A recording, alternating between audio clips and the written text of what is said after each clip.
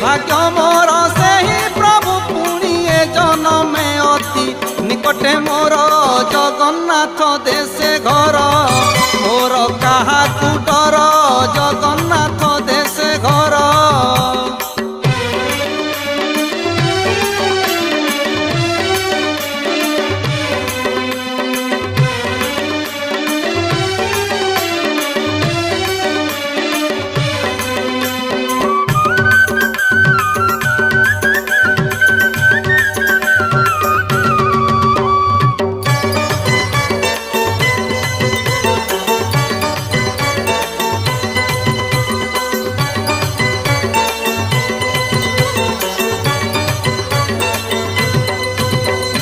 सातशो 50 कोश दूरे थाई डाक शुणी साल बेगर 750 कोश